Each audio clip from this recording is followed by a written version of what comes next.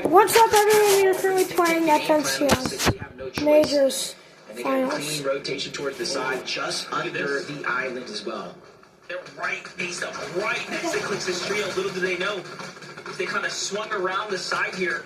And notice this was not a good rotate for them. They were at all max cap material. They're about halfway through their reserves right now because they went early. And it's likely because Clix's trio was focusing them first, given that they were one of the few teams to rotate. And look, they all pulled the zone now, but hold up.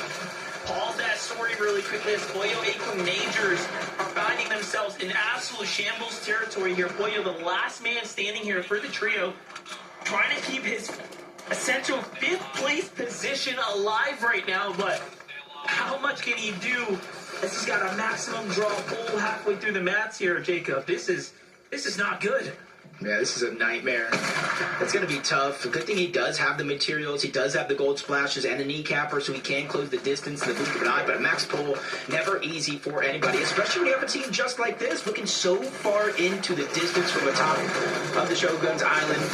And they're down below Surge, 52. There's a lot of opportunity here with this next couple players trying to rotate in. But this is one of those positions where I see you'd think, because it's so elevated above everybody else on the map, that you can get a lot of Surge. But more times than not, I see teams struggle to pick up the damage they need from up there. A lot harder than it looks. Well, 562 above, thinking if he needs to fight his way through this one. Opts not to. Player there on the rotate there. It's going to slow him down. Another one in the box to Pave. Pieces him before he even realizes what happens, but the trio's there to back him up. He still has a couple splashes to work with. Siphon keeping him alive, but no attack in the distance. He has to chuck it out, but it's only 10 in the chuck. It's not enough. And Pollo's going to fall prematurely here in game number 10. Higgs, Clix, and Yamzo only have a single elimination. So once again, they have a lot of ground to make up for. But first, they have to get to the zone. This is where they play best. So front side, low ground, early rotates. They know how to do this. They're met with Kanada's resistance on the other side of the wall here. And they need to do exactly that. Be a little bit more proactive in getting those eliminations, because there's 6 eliminations on the other side. That is not the way to catch up by being a little bit too slow to the punch. Sometimes you just have to take that risk. Skittles are doing the same thing up above, but he goes down for it. Visuals Braid still trying to hold on to their bubble spot in terms of the local championship, but they're 61 below the damage threshold. They know not only do they have to rotate, so many other teams do too as well. And there's the shot that they need on the Phenom. They're going to be above the damage threshold, but not by much. They're still going to be thinking about it in the back of their minds, especially after they continue this rotation. Ritual still looking around for any opportunities, but they built a lot of space, so when a team like this tries to jump in the box, they send them right back home. I was going to say, if they would have tied that Elam, those would have been the pass that they've been desperately looking for. They haven't been able to find that refresh, even though they secured a couple eliminations. But Hayes is on the other side here. He might be the first target. Pick up here. The knock comes through, and another team's there. It's Shadow Curve and Tyler who snipe away the mats that they are trying to secure.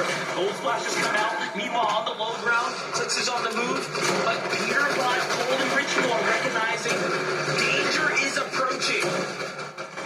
They're looking up right now. They see an high ground team trying to jump across. That's Muzz, that's Rise and Yapko, but Muzz was the one trying to go ahead to the front side of the zone and reconnect them to make sure they're fortified. But we know what happens here. The same old song and dance. The gold splashes out. Peterbot is looking up, trying to put down pressure with damage on the Muzz. The confidence is building here for Peterbot and Cole, but it's only momentary because they don't have any materials. This is a challenge that they want to take but can't.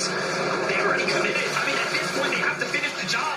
Cold, Ritual are playing the side angles here while Peterbot's kind of front manning it, but they're on a match. They're forced to box up collectively, and High Ground barely has anything either, so they're almost playing directly into their hands right now. The zone's going to bounce back, though. It's going to be perfect for Muzz's trio, and this is what they were looking like.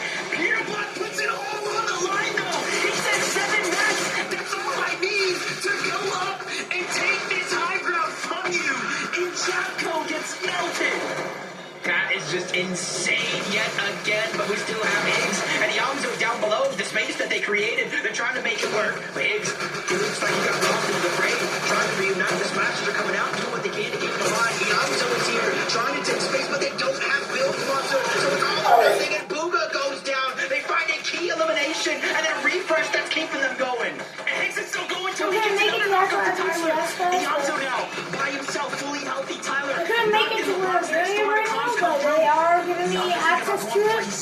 the different version, I am What's getting happening? The points. zone's bouncing back The to actual He's got a tournament, couple I know, options here. Another yes. team in the bush in front of him, and he knows that he can go for them as well, but waits for the opportunity. I wanna But get no, one of the these, timing was late, but it doesn't matter. Cole gets set down by Yamzo, and now he is inside the top 5.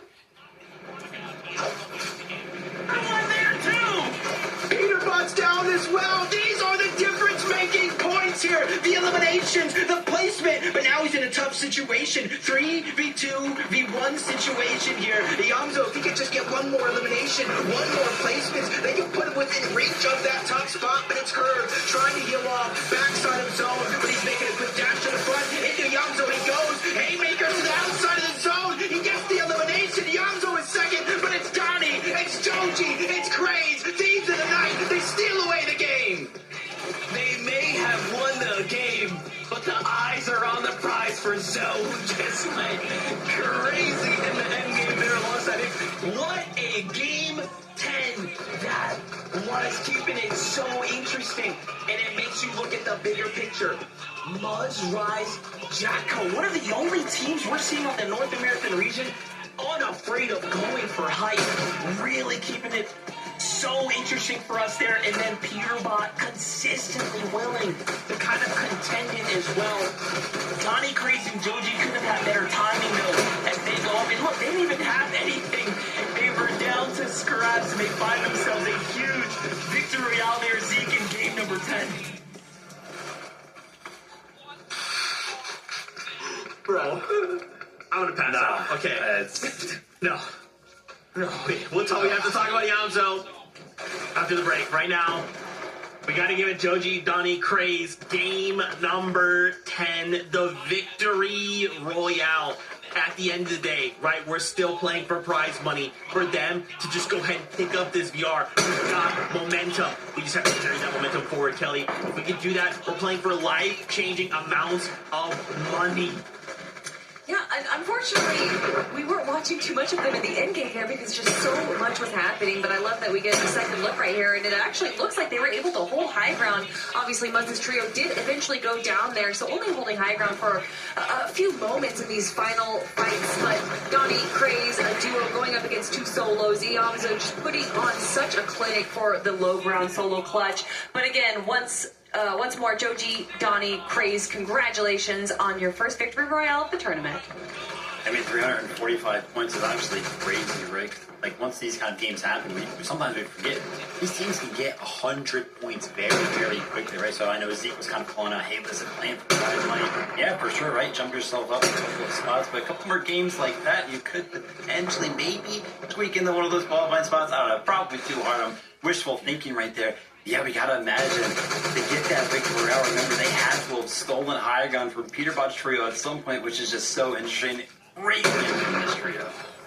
I mean, to jump up, now with the 345 point, they're jumping up into 11th place. Top 10 is where we want to be. That's where the money swings start to get crazier and crazier, right? So, with 2 games left, they can find themselves, like you're saying, maybe even higher on the standings. For now, we're going to go to a break. We're going to return so much to this series. I do myself better right now. I'm at 90. 7 seconds left.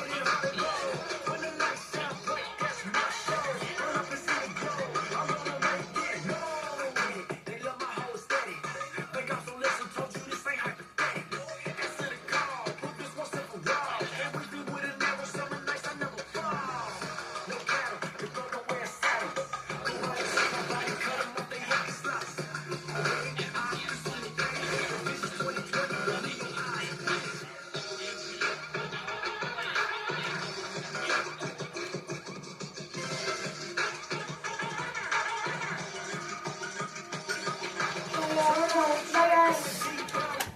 I think yes is good now.